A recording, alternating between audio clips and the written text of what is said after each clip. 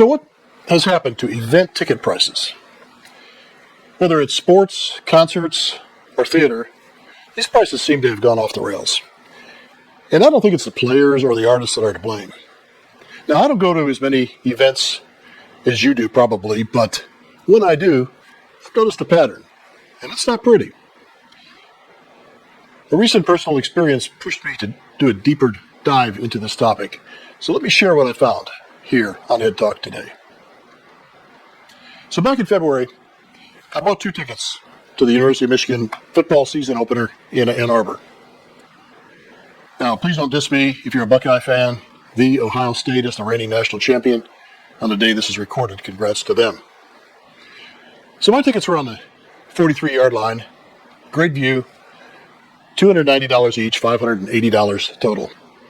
Pricey, but we make a trip to Michigan each year to visit my brother and other family members, so I thought I'd add this game to our itinerary. So I clicked buy. But then at checkout, my total jumped to $788. It's an extra $208 in fees, a 35% markup. Well, I'm not naive. I expected some extra fees, but this amount was eye-opening.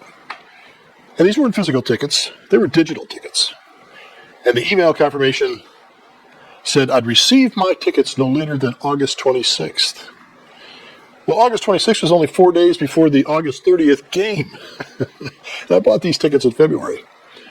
But finally, in July, last month, I got notice that my tickets were available for download. However, then another adventure ensued. SeatGeek told me I must download them to my Google Wallet in order to get admitted to the game. Only problem, I use an iPhone. I don't have a Google Wallet. Eventually, I wrangled them into my Apple Wallet, but it was unnecessarily complicated. Paperless ticketing was supposed to be more convenient, right? Even maybe cheaper? Forget that. But the $208 upcharge got me thinking. If this is happening in college football games, where the Power 4 conference teams generally own their own venues, what's it like out there in the concert world? Where I would soon come to find out one company dominates every piece of the event and the ticketing process. That's where the real story begins. Am I off base bringing the subject up? Or have you been there too? Drop me a note. Be interested to hear what you have to say about this. As far as concerts, tickets to see your favorite recording artists, well, that's where the real empire enters the picture. To understand the concert ticketing mess, let's go back to 2010. That's when Live Nation, the world's largest concert promoter that controlled concert tours, artist bookings, and venues, merged with Ticketmaster, the dominant ticketing platform for these concerts, sports events, and live events. And I dare say Ticketmaster was already the target of much public disdain, even in 2010. But this merger was approved by the U.S. Justice Department and created a new company called Live Nation Entertainment, a one-of-a-kind, vertically integrated virtual powerhouse that now manages and promotes artists and tours, owns and operates, and this surprised me, over 265 venues, where they control the ticketing, exclusive ticketing sales through their Ticketmaster brand. They sell sponsorships, ads, and even parking and concessions and merchandise sales. And they use their clout to the detriment of independent venues, locking them out of exclusive Live Nation deals. Now, according to SEC filings, Live Nation Entertainment operates through about 425 subsidiaries worldwide.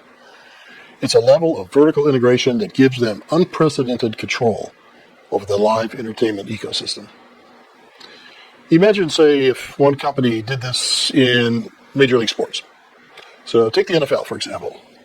Say that one company owned most of the league stadiums and arenas, managed most of the players, controlled all of the ticket sales, the sponsorships, ran the concessions. It's a monopoly. It ain't good for customers. Well, that's what we're dealing with in the concert industry. Last year, in 2024, while 64% of independent venues were losing money, 64% were losing money of the independent venues, Live Nation's stock was hitting record highs, and they made about $1 billion. In May of last year, the U.S. Justice Department, joined by 40 states and the District of Columbia, filed an antitrust lawsuit against Live Nation Entertainment and Ticketmaster, with the allegations that they were using exclusive contracts to block competitors. They were punishing venues, even artists that work with rivals, and they were driving up ticket prices for fans. That trial is now set for next March 2026, and depositions are already underway. Now, artists know the system is rigged, but pushing back on it can come with a cost. Take Pearl Jam. That's a long ago example, but they're one of the biggest bands in the 90s, and they tried touring without Ticketmaster, offering $18 tickets with a $1.80 service fee, 10%. They filed an antitrust complaint and even brought the case to Congress. In the face of pressure, including venues refusing to book them, they had to cancel most of their tour. A couple of years later, they relented, and you're back on tour, giving in to Ticketmaster. And remember, this was before the merger and the rise of the Live Nation empire, as I call it. It stands as a potent reminder the system is designed to punish anyone who tries to buck it. So today, Congress has taken up something called the Ticket Act, Transparency in Charges for Key Events Ticketing Act. Congress loves acronyms. We've talked about that before on this channel. But it would require all-in pricing from the start. So you look at your price chart, your seat chart, and there's no surprises. This is your price. It would ban speculative ticketing, which I didn't even know existed, but people are allowed to sell tickets they don't own. I'm not sure how that works, even after looking into it. Would mandate refunds for canceled or postponed events. Now, that kind of makes sense to me. I don't know why that would have to go through the legal system, but you cancel or postpone an event, should be entitled to a refund. And it would give the Federal Trade Commission enforcement power. The House passed this bill just a few months ago, April of 2025, with an overwhelming bipartisan majority. 409 votes in favor and only 15 against. That's a rare occasion in Congress. So the U.S. House of Representatives favors this bill. Now it sits in the Senate. Let's see what happens. Remember, House, Senate, plus the president's signature, signs it into law. But a similar bill called the Fans First Act passed the House in 2024, but died in the Senate. So, I don't know, have you ever heard of the Ticket Act? And can you make a call to your senator? Because each state has 2 senators. They need to hear from you, and let's get that thing passed. There's widespread support among artists for this.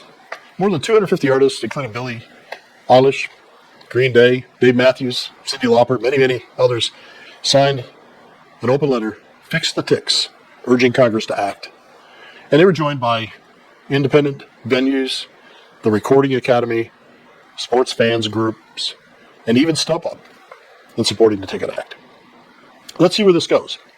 I called and wrote both of my senators when I realized that this bill is being held up in the Senate. No reply or response from either of them at the time of this recording. Let's go back to pricing. Now, this is a little difficult to break down the price of these tickets because all deals are different, all artists are different, and so on. But according to Wall Street Journal, Live Nation has kind of given a breakdown of a hypothetical $100 concert ticket. So I haven't seen a $100 concert ticket, to be honest with you, in a long time, but the hypothetical $100 concert ticket, the artist would get $65 before expenses. However, after touring expenses, managers, musicians, some reporting shows that artists net only $8. The venue gets $23. Ticketing, $7. Promoter, $7. And they claim that share show costs, security, production, insurance, eat up $28. That's just a hypothetical. I don't know that we can really have great visibility into that, and of course that's going to change artist to artist. But think about it for a minute. If Live Nation owns the venue, manages the artist, runs the ticketing, merchandising, parking, concessions, they could be collecting 30 to 45% or more of your ticket price. It's my bet that they make more than the artist makes on a given performance. So whether it's $208 in fees on a football ticket or inflated costs for a concert seat, the story is very similar. There's a system out there designed to maximize profit at every turn, while competition and consumer choice suffer. And here's the part that sticks with me. The kids and the families who can't afford to see their heroes live. I don't know how you solve this, but you take that young guitar player who dreams of seeing his favorite band, or the high school athlete who just wants to see their team play live. When prices are this high, those dreams are out of reach. We can't fix this problem ourselves. Or do we? Do we even agree it is a problem? What do you think? Maybe there's some dissension. But no, we can't fix this problem ourselves. That's for Congress, the DOJ, and the courts. But we can use our voices online to push back against hidden fees and anti-competitive practices. We can at least take one small action, whatever it is. Maybe commenting on social media about the Ticket Act, bring that to people's attention, get others to call or write their senators, share this video. In my opinion, the more people understand how the system works and who profits from it, well, the harder it is for the status quo to hide behind business as usual. Thanks for watching. Drop your thoughts in the comments below and share this if you found it helpful. And we'll see you next time on Ed Talk Today.